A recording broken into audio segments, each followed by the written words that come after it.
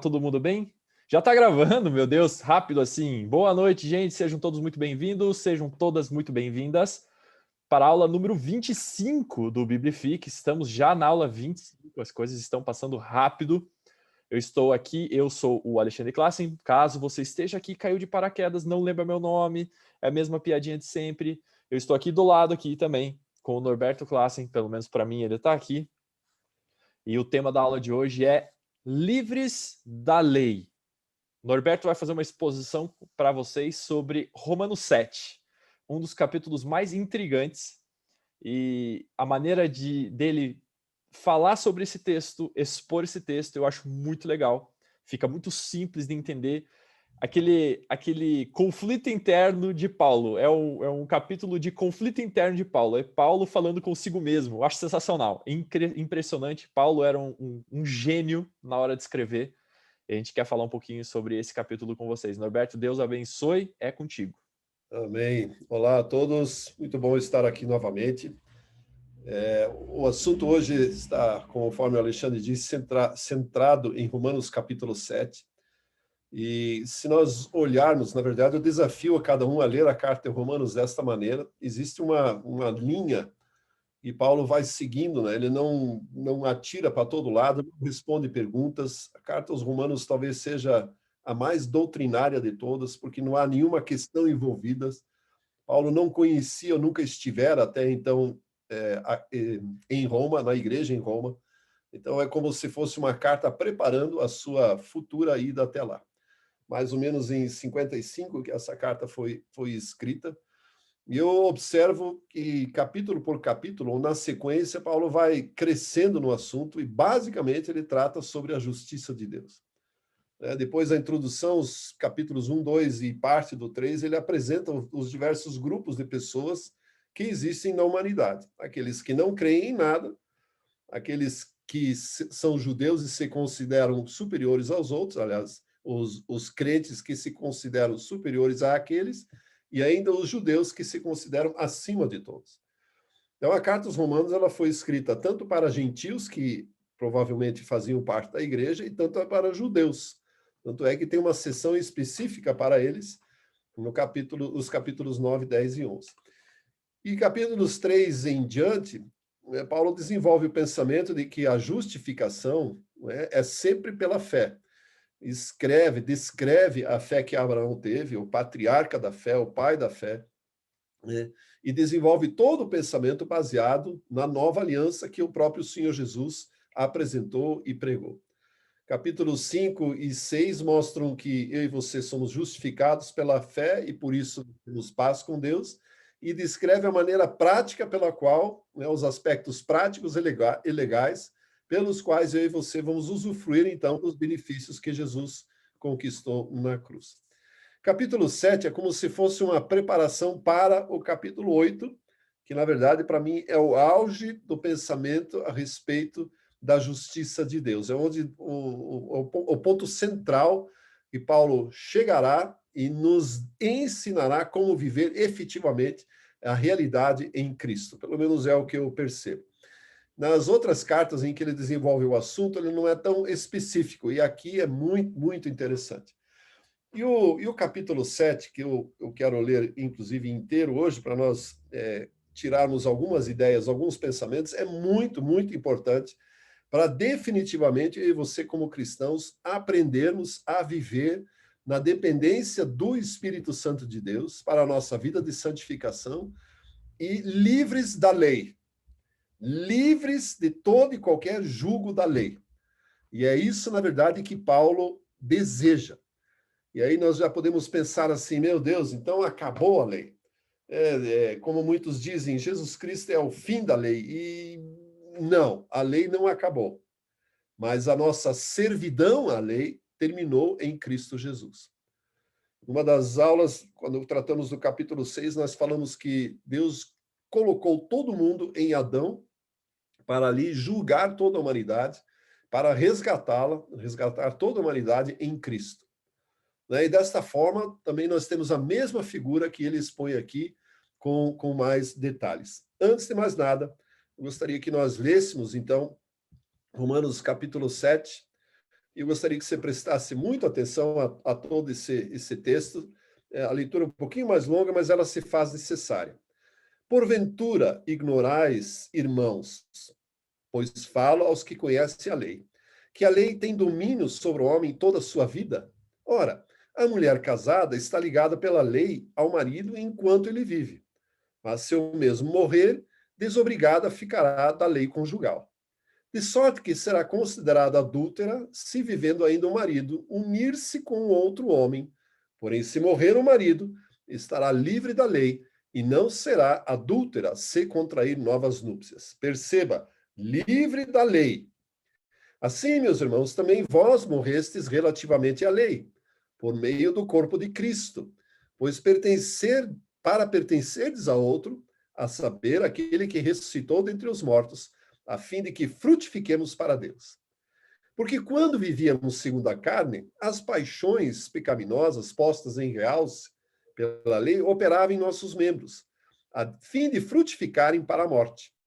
Agora, porém, libertados da lei, estamos mortos para aquilo que estávamos sujeitos, de modo que servimos em novidade de espírito e não na caducidade da letra, não segundo a velha forma da lei escrita. Que diremos, pois? É a lei pecado? Não, de jeito nenhum.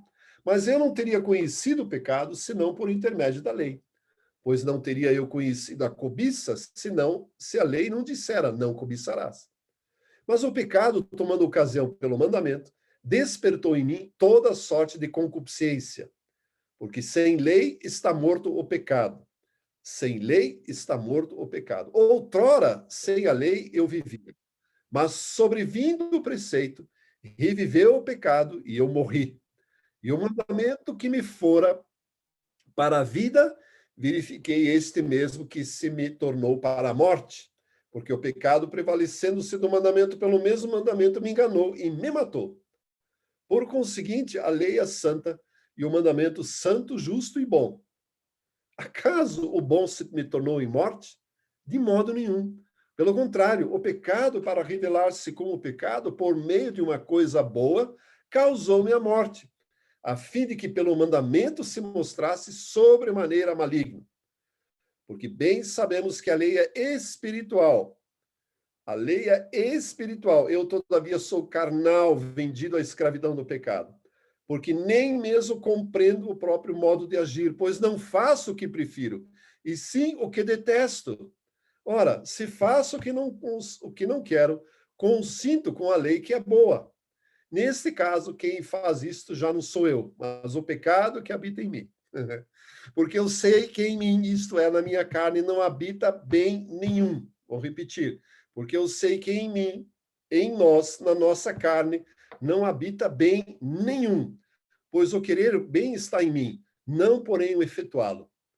Porque não faço o bem que prefiro, mas o mal que não quero, esse faço.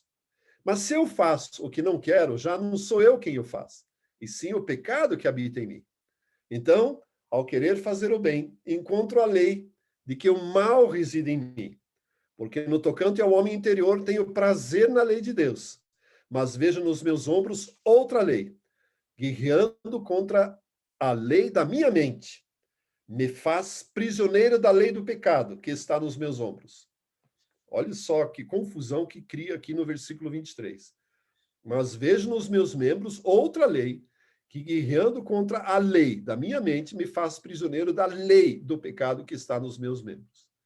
Miserável, miserável, desventurado homem que sou, quem me livrará do corpo desta morte? E aí o alívio, graças a Deus por Jesus Cristo nosso Senhor, de maneira que eu de mim mesmo, com a mente sou escravo da lei de Deus, mas segundo a carne, da lei do pecado. Muito bem. O texto é bem longo, eu gostaria que você estivesse, se possível, com a sua Bíblia aberta e acompanhando aqui. Na verdade, Paulo talvez nem esteja escrevendo sobre ele, mas escrevendo a angústia moral que assola toda a humanidade com esse pensamento. Eu gostaria que nós pensássemos o seguinte: existem pelo menos 3 tipos de lei mencionadas aqui. A lei da mente, Norberto, só um pecado. pouquinho, desculpa. Oi. Tá preta a tua tela e o Eita, texto nós. deu uma travada também. De novo, hein? Talvez seja alguma. Enquanto você está compartilhando a tela, possivelmente apareça alguma notificação tua no teu computador. Não, eu já desliguei tudo. Mas a gente pode ir sem... Tá, tranquilo. Não apareceu mesmo? Não. O texto bíblico apareceu. O texto apareceu e aí travou no meio ali, no versículo 18, mais ou menos. Ok. Então vamos só com a Bíblia. Tranquilo. Existem pelo menos três leis que são mencionadas ali nos versículos 22 e 23. Primeiramente, a lei da mente, né? A lei do pensamento, em algumas outras versões.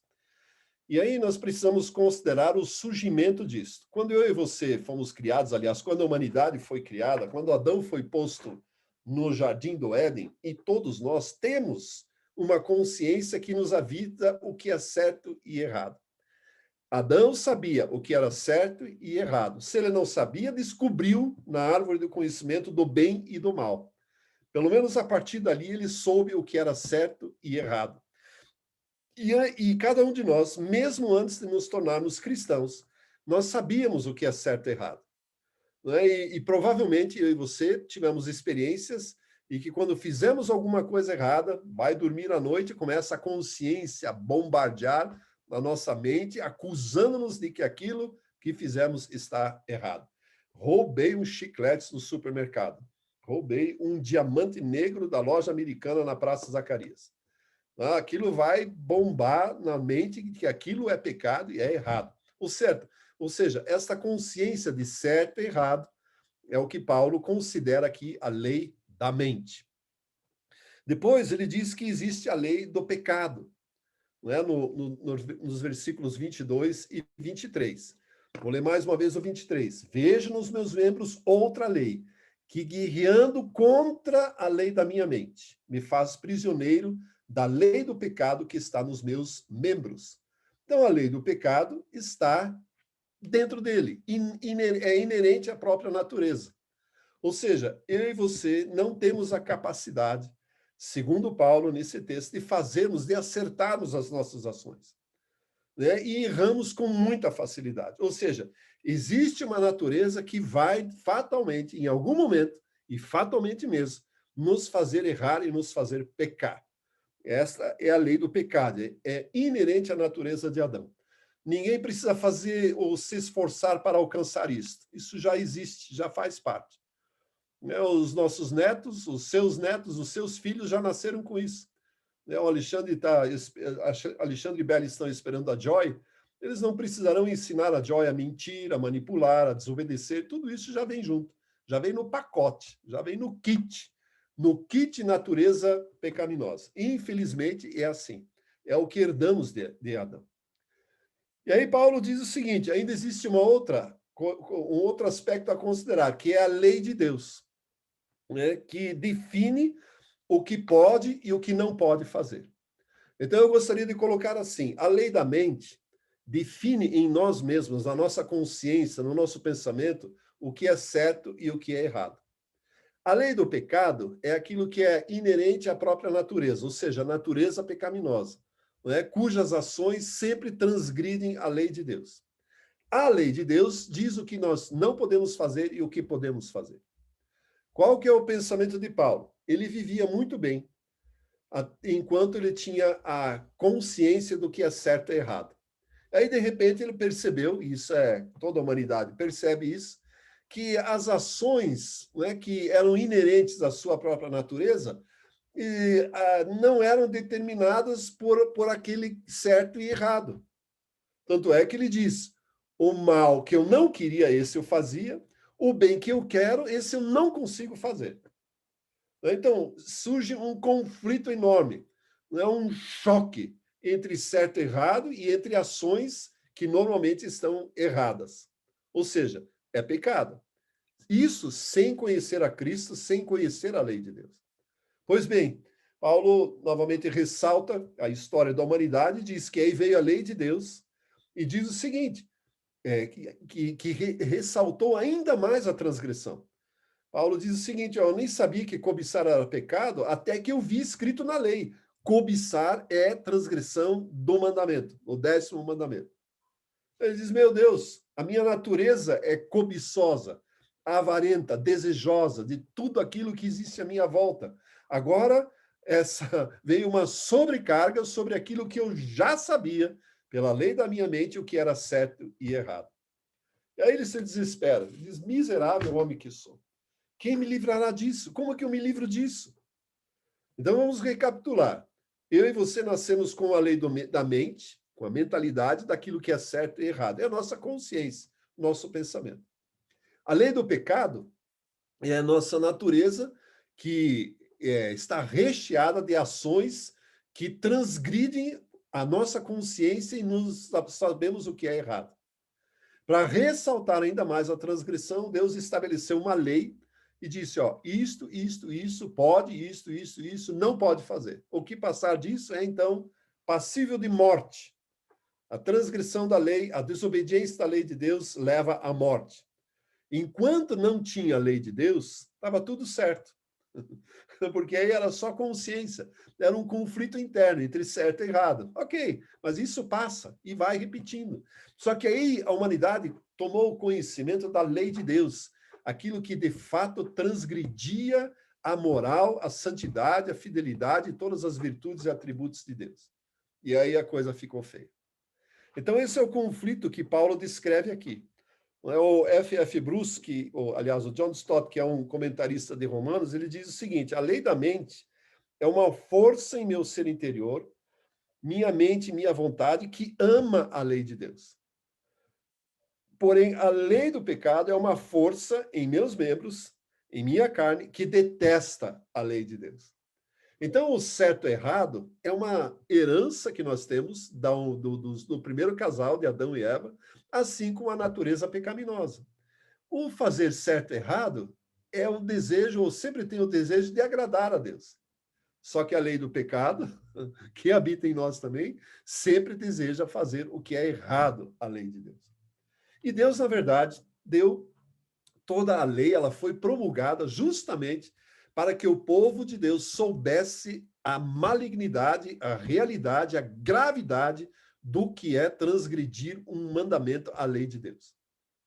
Esse é, finalmente, o propósito de Deus. Paulo vai suavizar esse conceito em Gálatas, dizendo que ela foi um aio, um paidagogos, um pedagogo, uma babá que nos trouxe, que nos conduziu até Cristo. Mas, na verdade, aqui está muito bem exposto que eu e você somos transgressores da lei de Deus, condenados à morte. Essa é a história da humanidade que Paulo determina aqui. Depois, nós podemos detectar que, em consequência disso, nós podemos descobrir pelo menos 3 tipos de pessoas. Os legalistas, aqueles que, escravizados pela lei, creem que pela obediência da lei conseguem agradar a Deus de tal maneira a ponto de ser considerado uma pessoa boa. Eu já ouvi muitas vezes pessoas não cristãs dizendo o seguinte, não, eu não preciso de Jesus, por que eu preciso da salvação de Deus? Eu não mato, eu não roubo, não me deixo corromper, os meus negócios estão bem, minha família está em ordem. Ok, está tudo certo, eticamente está correto, mas precisa da santificação, precisa da salvação em Deus. Porque ele acha que ao fazer tudo certo, é que ele consegue agradar a Deus. E, na verdade, aqui entra um fator muito importante, inclusive nos nossos dias. Nós encontramos muitos cristãos tentando agradar a Deus em cumprimento de regras, leis, muitas vezes autoimpostas. Vou contar uma experiência que para mim foi marcante. Em algum momento, entre 96 e 99, aconteceu isso. Já faz tempo. Nós estávamos começando no ministério, na Comunhão Cristã. O Alexandre era bem pequeno ainda. Talvez ele nem lembre disso. E circulou lá um pastor que nos ensinava muitas coisas. O cara era muito fera. Dentre tantas coisas que ele ensinou, ele era muito de jejuar, de orar, de relacionamento com Deus. E ele falava algumas práticas que ele tinha, e eu acabei copiando aquilo. Então, ele fazia assim, ó, se você não tem 5 minutos para... Se você só tem 5 minutos para fazer devocional, nem faça. E devocional tem que ser meia hora, 1 hora, 1 hora e meia. Né? Então tinha várias coisas assim que ele falava e o pessoal foi engolindo aquilo tudo com farinha. E uma das coisas que ele me levou a decidir, eu já não lembro mais por quê, mas eu decidi que eu não iria mais assistir filme nenhum, nada. Só documentários, esportes, na National Geographic, Discovery, essas coisas assim, esportes e tal. Muito bem, estou eu lá nesse legalismo. Chega um dia em casa, o Alexandre e a Fernanda assistindo um filme. Eu lembro do filme, chama-se The Edge. Eu acho que em português é No Limite, é com o Anthony Hopkins e o Alec Baldwin. E os caras sofreram um acidente de avião e estão perdidos numa floresta, e um urso enorme que come gente, ou que comia gente, está perseguindo. E à noite, durante a noite, eles conseguiram fazer um círculo de fogo, né, de fogueiras assim, para protegê-los. E escutavam os urros do urso ao longe. Né? Ele estava perto, mas não podia entrar, porque o fogo o espantava. E aí a Fernanda para mim assim, olha, papi, é que nem na Bíblia. O, o diabo anda em derredor e não consegue pegar. Falei, não acredito, não acredito, não acredito. Que num filme, os meus filhos estão aplicando, e crianças, né, juniores ainda, estão aplicando um princípio bíblico. E eu, legalisticamente, me privando de assistir filmes, entre tantas outras coisas. Então, de repente, eu e você somos vítimas de um legalismo autoimposto. Eu já passei por isso também, naquela de se impor, tipo, meia hora de oração, meia hora de leitura bíblica. Né? E aí, na primeira semana, cara, vai que é uma beleza. 5 minutos, 10 minutos, meia hora de oração, aquilo vai.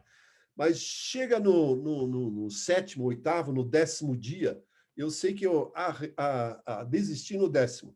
Arriei, não deu mais. Não dá, não consigo meia hora. Eu estou repetindo frases, não tenho mais o que conversar com Deus e estou insistindo em fazer a minha meia hora de oração e olhando no relógio para ver quando que acabava aquilo.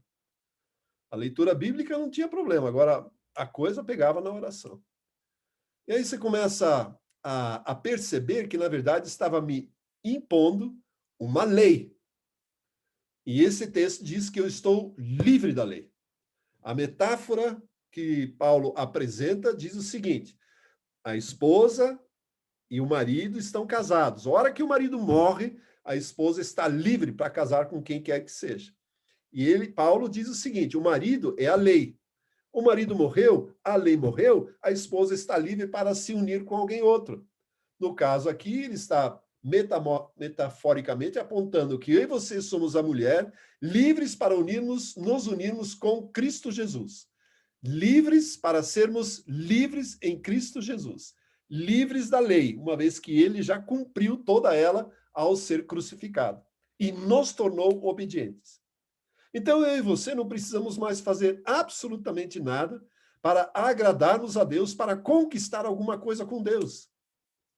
Dias atrás eu escutei um pastor, ele estava finalizando a mensagem e ele não sabe o que falou. Eu acho que ele não sabe, não tem consciência do impacto que ele falou. E ele diz mais ou menos o seguinte: a minha vida de oração, a sua vida de oração, ou leitura bíblica, a quantidade disso, de maneira nenhuma, comove Deus. Deus não fica espantado. O cara ficou 1 hora lendo a Bíblia, 1 hora e meia orando. Deus não fica comovido com isso.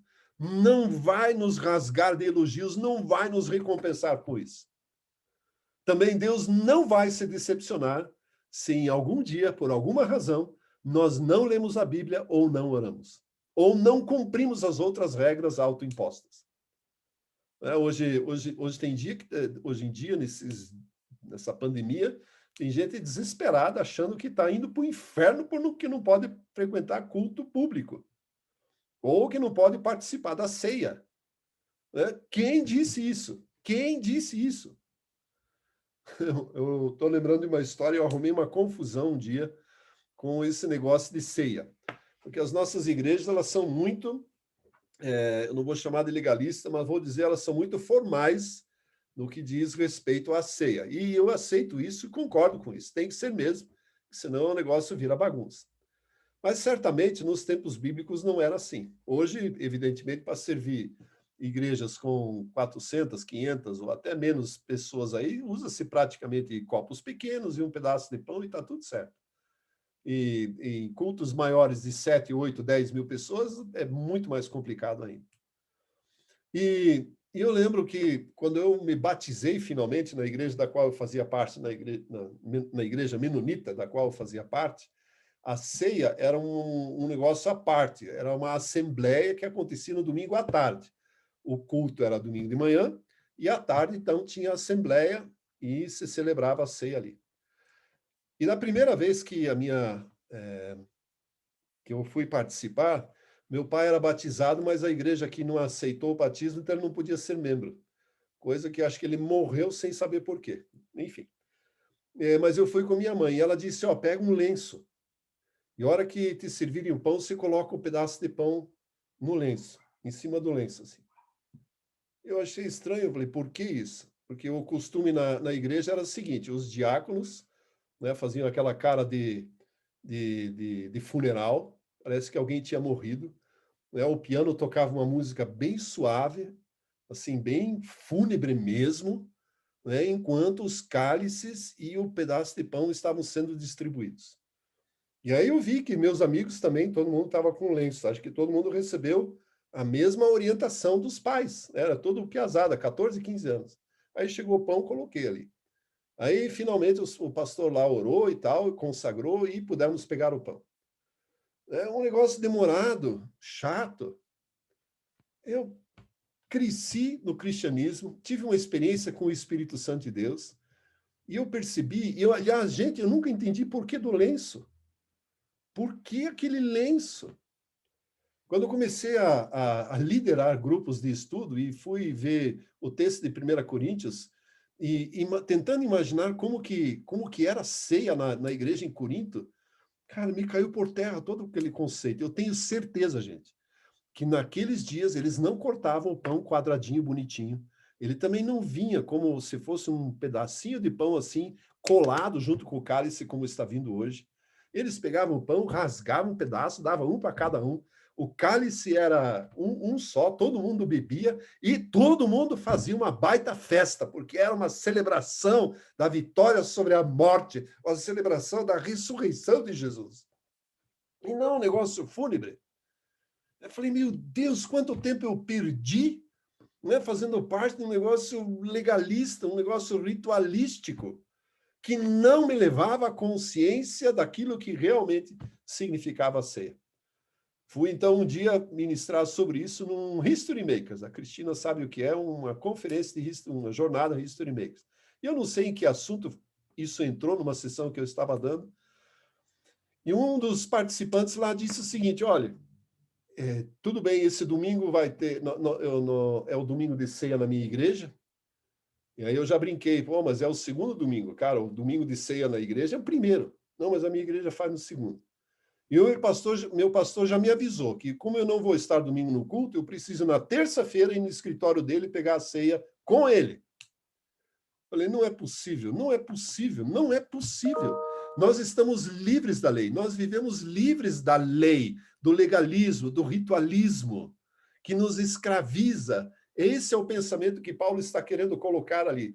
Nós não precisamos nos submeter a isso. E aí eu expus como é que eu achava que era como em Corinto.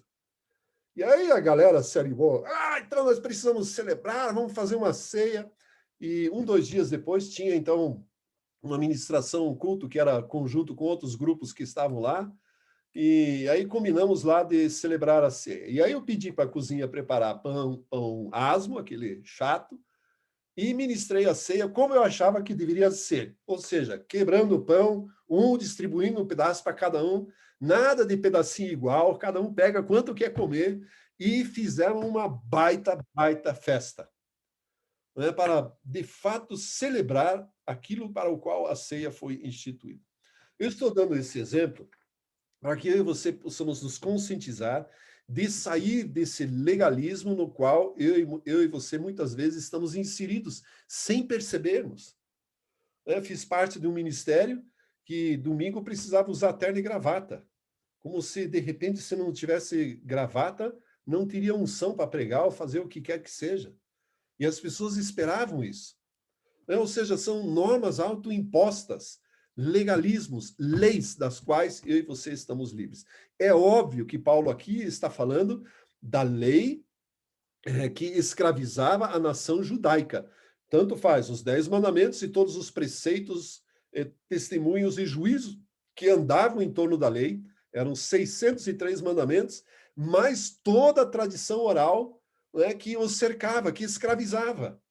É óbvio que Paulo está tratando disso, mas eu trago para uma nova realidade, para a nossa realidade.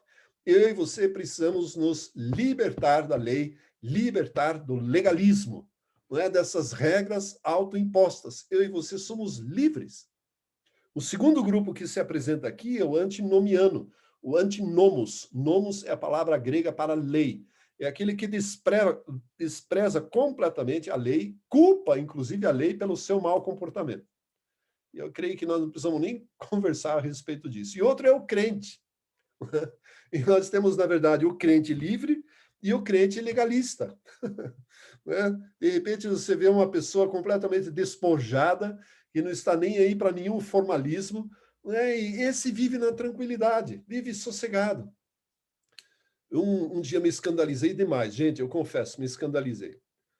Eu entrei no culto, eu ia fazer alguma coisa, eu estava de terno e gravata, e vejo um membro do meu grupo familiar entrar no mesmo culto de bermuda e camiseta. Eu falei, não, é possível.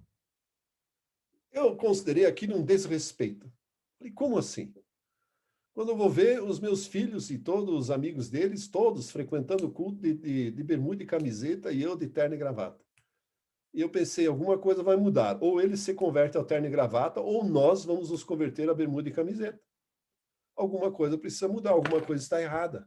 O formalismo escraviza, o legalismo escraviza, a lei escraviza, e aí você precisamos nos libertar disso.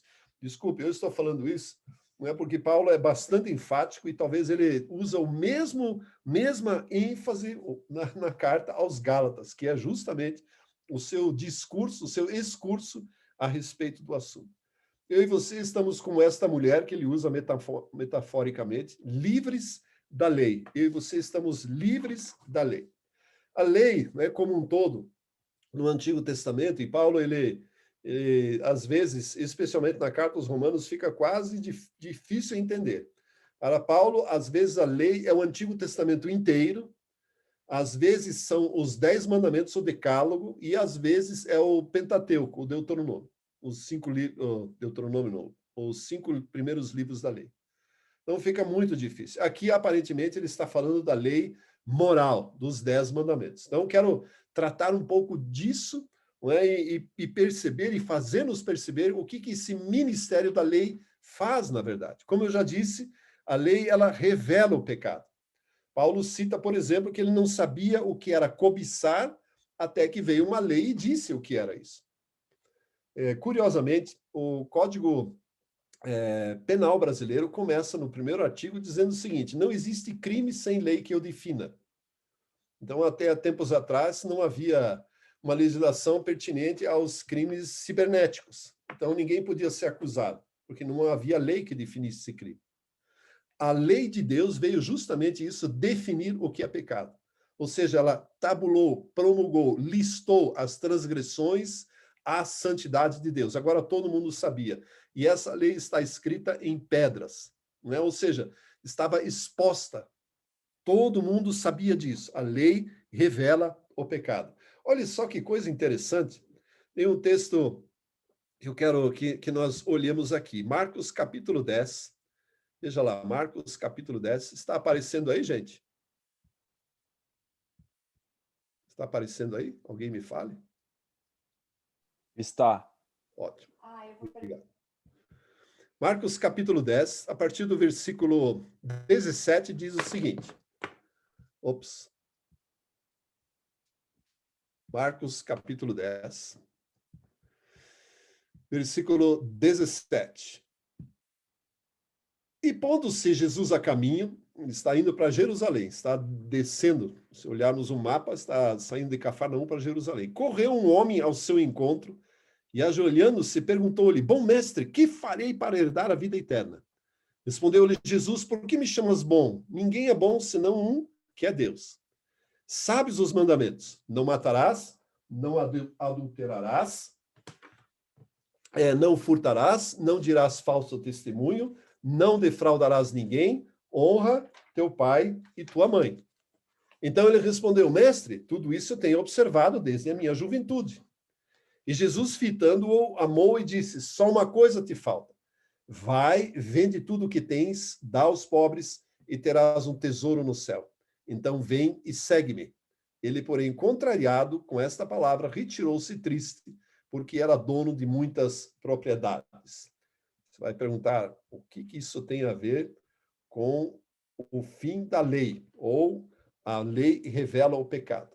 Na verdade, Jesus está fazendo um baita teste aqui com esse jovem. Lucas diz que ele era de alta posição. Então, deveria ser algo muito importante na sociedade, que tinha muitos bens. Era jovem e tinha muitos bens. E, curiosamente, Jesus cita uma parte dos mandamentos, que é o 5º mandamento até o 9º.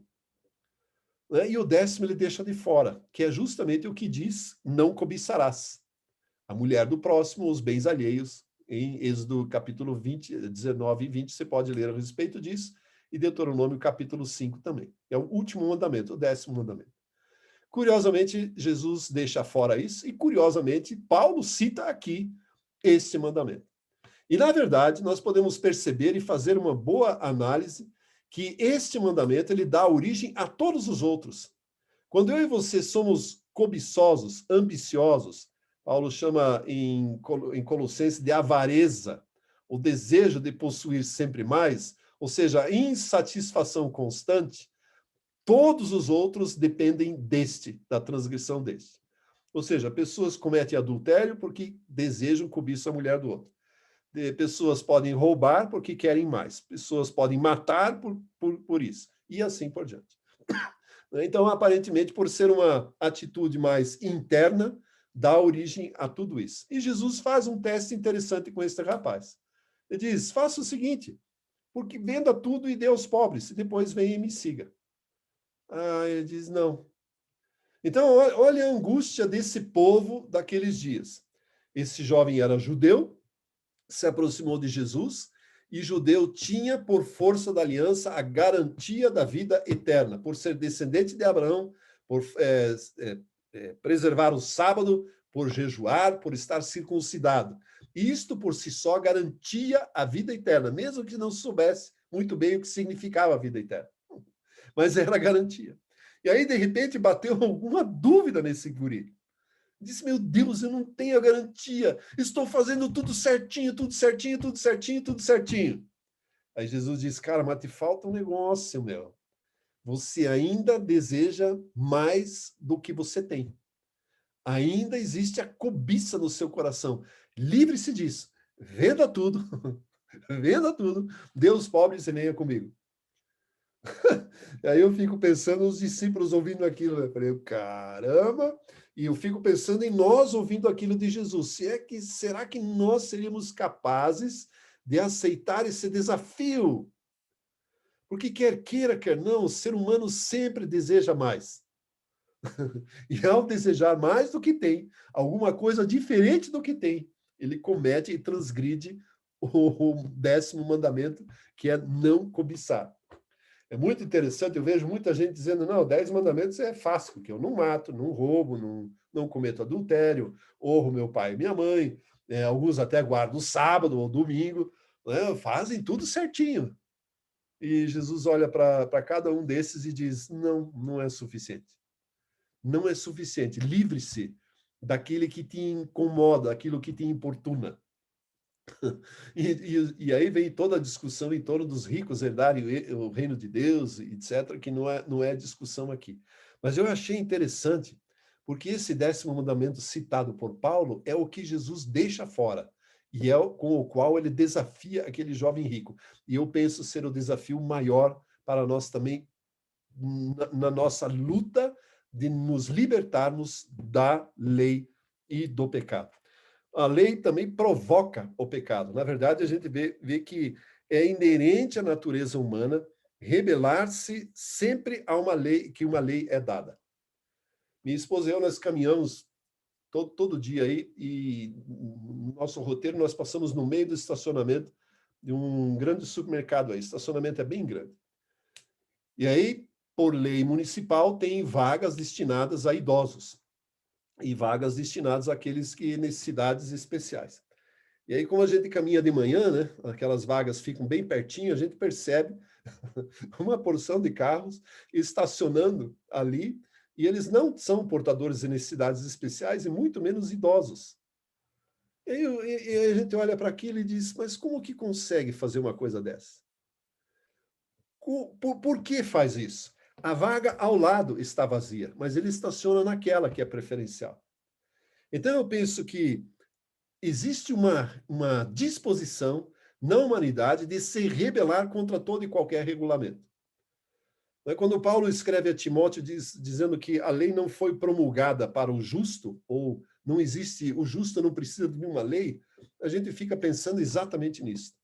Porque se eu e você temos a consciência de que, por exemplo, em Curitiba, 60 km por hora é o limite de velocidade adequado para a nossa segurança, nós não precisamos de nenhuma lei que diga que é isso.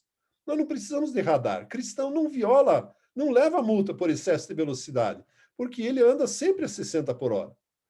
Cristão, crente, também não vai transgredir ou vai estacionar em vaga que é específica para outro grupo de pessoas. Ou vai. Anos atrás, minha esposa flagrou um líder da igreja da qual fazíamos parte estacionar numa dessas vagas, e para justificar o estacionamento lá, ele saiu do carro mancando. 5 metros depois, não mancava mais. Jesus amado! Que vida miserável! Então, percebe que existe uma lei que suscita sempre mais pecado? Se você adotarmos, né, a lei de Deus, os princípios da palavra de Deus, como um estilo de vida, nós não precisamos de nada disso. Nós não precisamos nada disso. Mesma coisa, uso de cinto de segurança, ou qualquer, eu estou falando de leis de trânsito. Agora, uso de máscara. A recomendação do governo é não saia de casa sem máscara. Por que insistem em sair sem máscara? Percebe que é tudo aqui, ó, na cabeça? E não, eu não gosto de usar máscara, então não vou usar. Eu não gosto de usar cinto de segurança porque me aperta, então não vou usar. Cara, mas é transgressão. Nós estamos livres da lei se nós adotarmos a lei como estilo de vida. Versículos 10 e 11 diz que a lei mata, ela provoca a morte. E, na verdade, a lei ela vai mostrar a malignidade do pecado, a problemática do próprio pecado em nossas vidas. Ela ressalta a transgressão. Paulo deixa bem claro isso. Cobiçar, eu só descobri que era pecado, sabia que era errado, mas eu descobri que transgredia a santidade de Deus quando a lei foi promulgada. Então, eu e você temos essa incapacidade da lei de ela prover qualquer transformação em nossas vidas. Eu já vi muita gente, nesses anos todos de ministério, autoimpondo regulamentos para alcançar a santidade de Deus. Inútil. Não vai dar certo. Completamente inútil. Ninguém conseguirá fazer o bem por força própria. Não há como. Uma lei, qualquer coisa, um regulamento autoimposto, uma lei de Deus, um princípio, ela simplesmente expõe a incapacidade total da nossa carne para fazer o bem. E Paulo constata isso ao nos dar esse relatório. O bem que eu quero, não consigo. O mal que eu não quero, esse faço. Essa é a constatação da lei. E, consequentemente, a lei não pode, de maneira nenhuma, nos libertar. E aí Paulo chega no final e diz, meu Deus, o que que eu faço? O que que eu faço? Miserável homem que sou. Escravo de uma lei, né, e eu venho, aliás, escravo de uma mentalidade, de uma natureza que não me permite fazer o bem, que me leva a fazer o mal, e vem a lei de Deus que se sobrepõe a tudo isso e me condena à morte.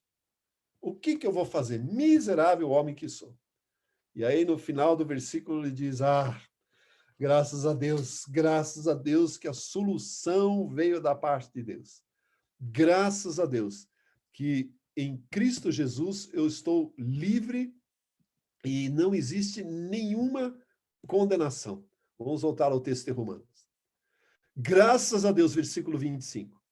Graças a Deus por Jesus Cristo, nosso Senhor, de maneira que eu de mim mesmo, com a mente, sou escravo da lei de Deus, mas segundo a carne, da lei do pecado. Agora, pois, nenhuma condenação há para os que estão em Cristo Jesus. Glória a Deus, aleluia. Livres da lei, livres da lei. O cristão não precisa de uma lei, presta atenção, agora vai a bomba. O cristão não precisa de uma lei que diz que matar é pecado, que roubar é pecado, que cobiçar, honrar pai e mãe é mandamento. Não precisa disso, porque isso é inerente ao novo nascimento, à nova criatura que existe em cada um de nós, ministrada pelo próprio Deus, provida pela obra da cruz de Cristo Jesus e ministrada pelo Espírito Santo de Deus. Eu e você não somos capazes de agradar a Deus por nós mesmos. Nós podemos impor as regras mais absurdas que você quiser. Não somos capazes. E Deus sabe disso. Não é?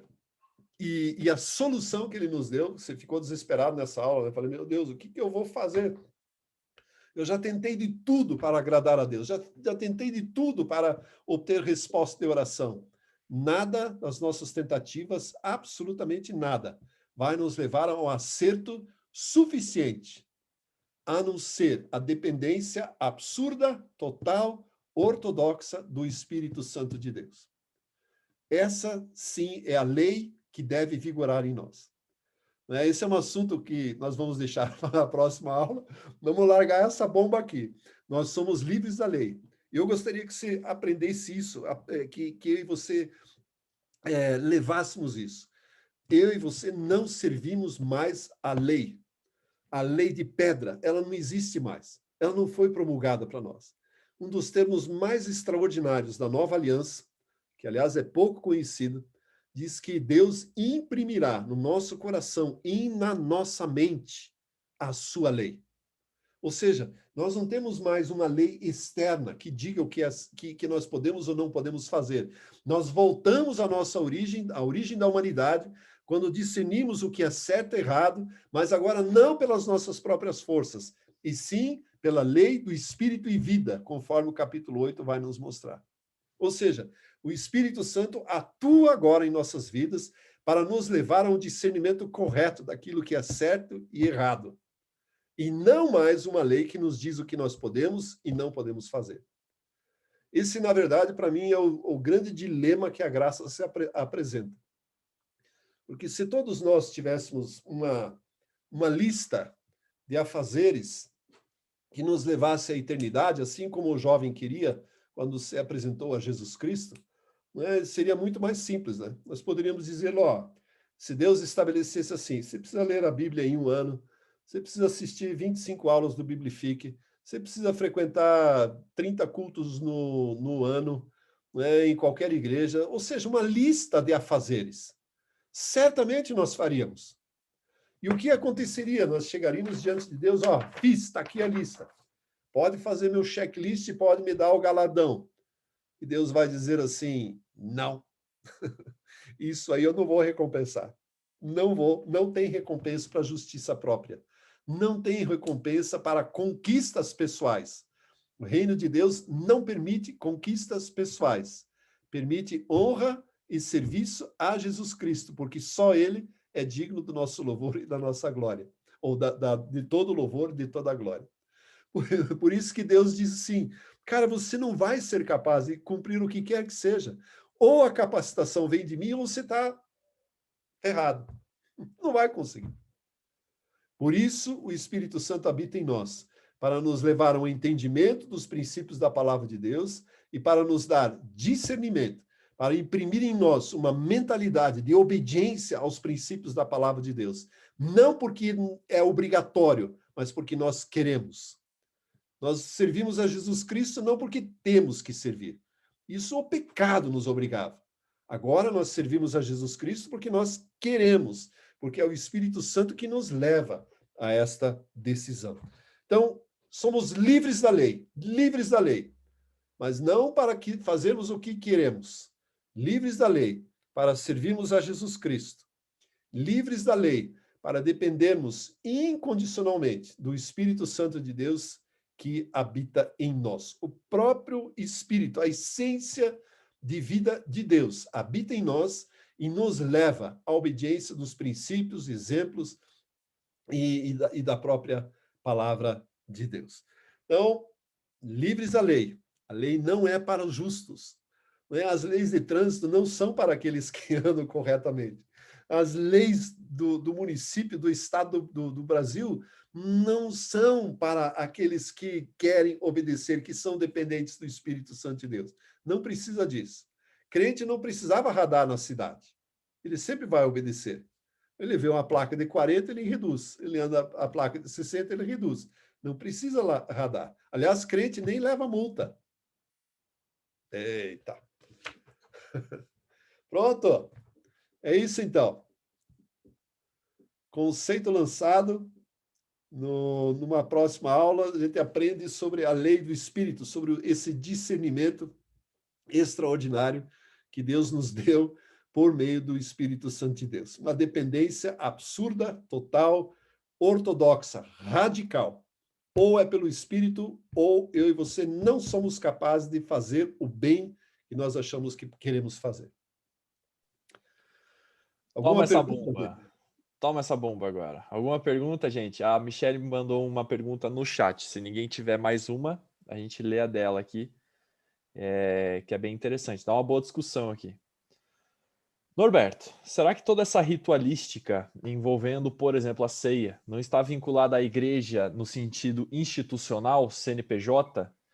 Porque como cristãos primitivos se reuniam de casa em casa, penso que essa celebração era tipo o que a gente tem nos grupos pequenos. Um tempo de palavra, adoração e depois aquela baita celebração em comunhão, onde comem todos juntos. Não sei, é um pensamento que tive, ceia é só um exemplo. Acho que em outras situações também acontece isso. E aí? Michel, você está absolutamente coberta de razão. Eu não terminei a história, mas eu escandalizei um grupo de estudos que eu liderava quando eu coloquei justamente isso. E eu achava que a igreja em Corinto, ela celebrava, a igreja não era muito grande, talvez umas 30, 40, talvez um pouco mais de pessoas. Quando a gente pensa em multidão, acha já que é umas 2, 3 mil. Não era, um grupo bem pequeno. Eles se reuniam numa casa. Sabe como eu imagino? Tinha lá um louvor, na época usavam tudo quanto é tamborim e tudo quanto é batuque, etc. Né? E porque todo mundo descendia do paganismo mesmo, então as músicas e os ritmos eram todos do mundão mesmo, né? Só que com a letra já mais convertida. E faziam festa. Tanto é que Paulo adverte na carta aos Coríntios, espere todo mundo chegar, porque o pessoal ia comendo e bebendo, enchiam a cara. Tinha gente lá embriagada no dia da ceia. Pense no escândalo. E Paulo trata isso com muita diplomacia, com muito amor, e diz, espere um ao outro. Ele não diz, não encha a cara. Ops. Ele diz, só espere para comer. E aí, o que eu imagino? Estavam lá, todo mundo trazia alguma coisa para comer, como nos nossos grupos pequenos. E aí, de repente, o anfitrião diz, ei, vamos celebrar a ceia. Pegava lá um pedaço de pão, dava um pedaço para todo mundo e distribuía um cálice, talvez um cálice único, né? que era todo mundo tomava do mesmo. E com muita celebração, com muita festa. Gente, eu pelo menos imagino que era assim. Não é possível. Não é? A ceia que Jesus estabeleceu também era um momento de festa. A Páscoa era uma celebração festiva. Leia lá na descrição de Levítico e Deuteronômio que todas as festas eram para a alegria do povo. Então, Páscoa era uma festa. Lamentavelmente, Jesus precisou anunciar, ó, vai dar BO aí, né? Não vai rolar muito a festa aí e tal, porque eu vou ser preso e vão me matar. Mas fora isso, vamos celebrar. E eu e você celebramos a festa. E aí tem uma coisa muito interessante, eu acho que está invertido o conceito da ceia, já que nós estamos falando disso. Né? Paulo disse, ele disse que recebeu isso do Senhor, que todas as vezes que nós lembrarmos, nós devemos fazer isso. Ou seja, fazer isso em memória de mim. Né? E hoje nós celebramos a ceia e lembramos do que Jesus fez. Agora, se nós pensarmos que nós podemos celebrar a ceia a qualquer momento, Cada vez que nós lembrarmos daquilo que Jesus fez, aí sim nós validaríamos o sentido da festa. Aí o pessoal diz, não, mas aí você vai celebrar a ceia num almoço? Sim, por que não? Pega um pão, um cálice e celebra com a tua família. Quem disse que tem que ser na igreja? Quem disse que não pode ser no avião? Eu já celebrei ceia em avião, durante o voo, e com vinho ainda. Não é? E por quem disse que não pode isso? Quando fomos para Israel, numa dos jantares lá, eu falei, pessoal, hoje nós vamos celebrar a ceia. Aí um cara que estava perto de mim aqui, mas aqui? Eu falei, aqui. Nós vamos levantar, fazer uma oração, e aqui no restaurante nós vamos celebrar a ceia, vamos partir o pão. Cara, celebrar a ceia em Israel, no lugar onde isso foi instituído. Então nós somos, você chamou carinhosamente de ritualístico, né? Na verdade, nós somos legalistas, Michele. Né? E muitas vezes nos privarmos da libertação de determinados ritos e cerimônias que foram estabelecidos. Né? Por isso que eu estou enfatizando aqui, livres da lei, livres do ritual. Eu não tenho nada contra a ceia celebrada na igreja. Eu acho que hoje não tem como fazer diferente. Mas ela pode, sim, também ser celebrada em outros momentos, onde você quiser. Faz com a tua esposa, faz suco, ou faz com suco qualquer coisa. Agora, pensa o seguinte, em algumas nações não tem uva, não tem suco, vai fazer o quê? Eu acho que foi no Willi que eu escutei, nas conferências, que o cara fazia ceia com coco e água de coco. Pensa na falta de criatividade. Não tem vinho, não tem suco de uva e não tem pão. Faz com coco, com água de coco. Mas celebra. Ou seja, hoje não pode ser vinho porque tem álcool. O cálice que Jesus serviu não era com álcool. Ah, meu Deus, são discussões que não levam a nada. Eu e você estamos livres da lei para servir a Cristo e depender do Espírito Santo de Deus. Mais uma bombinha. Mais uma bombinha aí. Deixa eu até fazer uma reflexão sobre a ceia. Como a ceia era um momento entre uma festa, um momento no jantar, as pessoas não se juntavam só para fazer a ceia acontecia no jantar, certo? Isso. Aqui tem um fator aqui muito decisivo. Para as pessoas estarem no jantar, lembrarem do sacrifício de Jesus e fazerem a ceia, é porque eles tinham um estilo de vida que lembrava o sacrifício de Jesus. Porque se eles estivessem na mesa deles lá, jantando e falando um monte de bobagem, se desconcentrando e falando um monte de coisa que não tem absolutamente nada a ver com o reino, obviamente que eles não vão lembrar do sacrifício de Jesus para fazer a ceia. Ou seja, o estilo de vida daquelas pessoas era muito diferente, talvez, do estilo de vida que a maioria dos cristãos leva hoje, que senta na mesa da família hoje e resolve falar sobre política, resolve falar sobre doença, resolve falar não sei do que, e nem lembra do sacrifício de Jesus. Talvez isso é uma questão aqui, é uma reflexão rápida para chamar a nossa atenção em o que é nosso cérebro, as nossas conversas com os nossos amigos, com a nossa igreja, com o nosso pequeno grupo, com a nossa célula, seja lá com quem for, está concentrada. Qual é o estilo? Porque daí Paulo chega e fala assim, olha, eu quero que vocês, entre vocês falem salmos, vocês agradeçam a Deus, vocês orem, vocês cantem, vocês se alegrem, mas não deixe que a libertinagem entre dentro do ambiente de vocês. Então, eu acho que aqui vale uma chamada de atenção para nós. Qual é o estilo de vida, qual é o estilo de conversa que nós temos hoje, ao ponto de nós não lembrarmos em um jantar entre amigos do sacrifício de Jesus, para a gente realmente fazer ali um momento, entre aspas, memorial em relação a isso, sem religião, obviamente, né? A Michelle ainda falou sobre Eclesiastes 7, versículo 15, que é aquele texto que fala sobre ser demasiadamente justo. Você tem alguma coisa a comentar, Norberto? Se isso justifica bem aqui, cabe bem no contexto do que você está falando. Honestamente, eu não sei, porque aquele demasiadamente justo ali é um problema. Eu não sei. De repente, ele pode ser aplicado, sim. E assim, ó, gente, nós estamos falando aqui da ceia, mas isso serve para tantas outras coisas, né? A mesma coisa é louvor. né? Hoje eu já não sei mais direito, porque mudou muito com os cultos online. Mas tinha uma época que o louvor era o seguinte: 3 músicas rápidas e 3 lentas. Porque a lenta daí te introduz na presença de Deus. Ah, meu Deus do céu.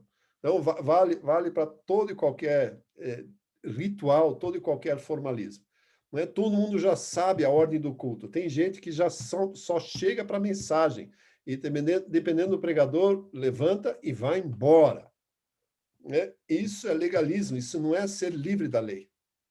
É ser escravo da lei. Paulo, mais uma vez, gente, ele enfatiza muito a lei do próprio Deus, mas nós estamos trazendo para uma realidade uma realidade bem atual, na verdade, né, para os nossos dias.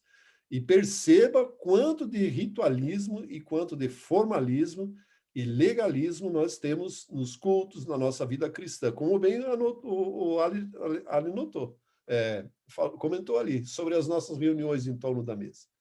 Queremos celebrar a ceia, aí só porque vai ser ceia, todo mundo não fala bobagem. E no dia a dia fala? Ora, por favor, né, gente? Vamos ser bem honestos com tudo isso. Né? E tem tantas outras coisas. Eu ainda peguei, para vocês terem uma ideia, nosso tempo já era. Eu vou cessar a gravação aqui, Alice. Eu só tenho mais um exemplo, ok? Tranquilo, mas pode deixar a gravação, não tem problema nenhum, não.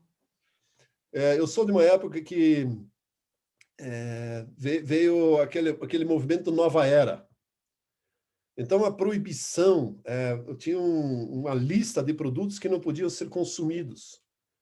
Aqui em Curitiba tinha uma marca de açúcar e sal Diana, né? E não podia comprar a Diana, essa marca, porque ela era dedicada, consagrada à deusa Diana lá de Éfeso. Não podia comprar... O maior absurdo era a maionese Hellmann's, porque Hellmann é homem do inferno. Né? Então, imagine comprar uma maionese que tem no nome o homem do inferno. Só que o povo não sabia, no caso de Hellmann's, que o nome não vem do inglês, vem do alemão. E Hell é um claro, luz, um ambiente, Hell é um ambiente claro. E Man, então, significa homem da luz, e não do inferno. Então, tinha um monte de coisas. E, tinha gente que ia no supermercado com a lista dos produtos que não podiam ser consumidos.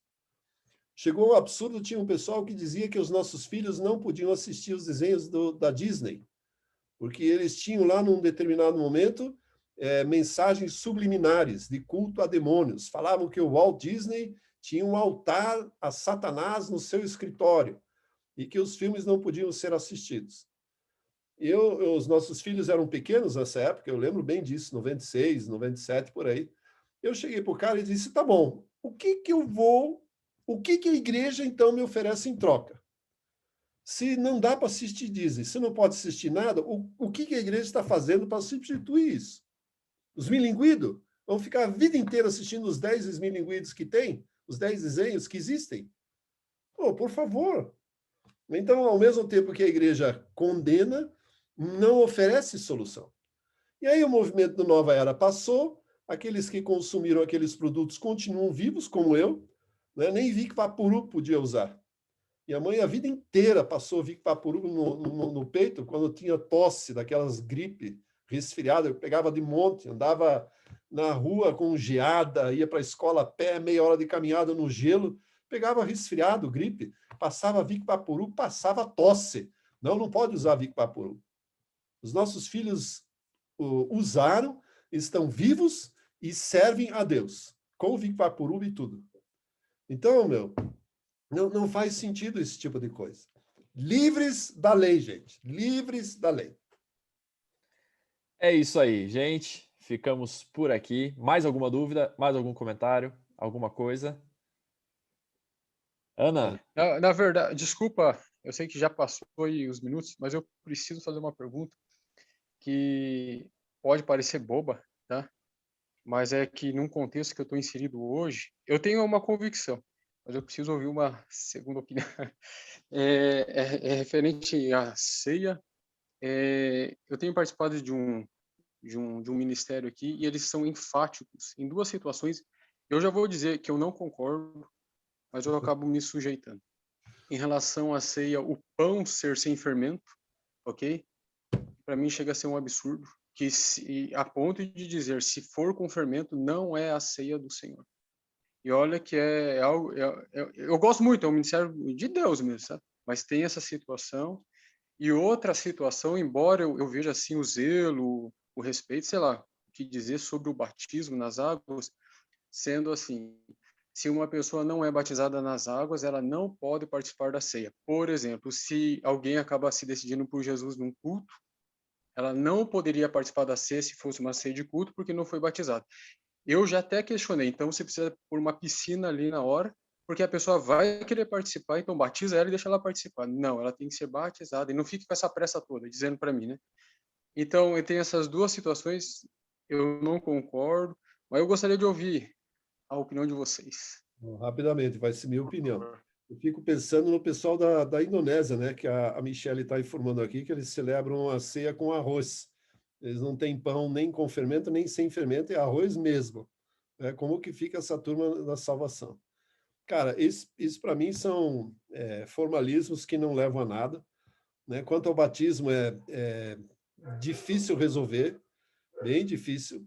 Mas eu faço parte de uma cultura, de uma igreja que também pensava assim, ou seja, só celebrava a ceia ou participava da ceia se fosse membro e só era membro se fosse batizado.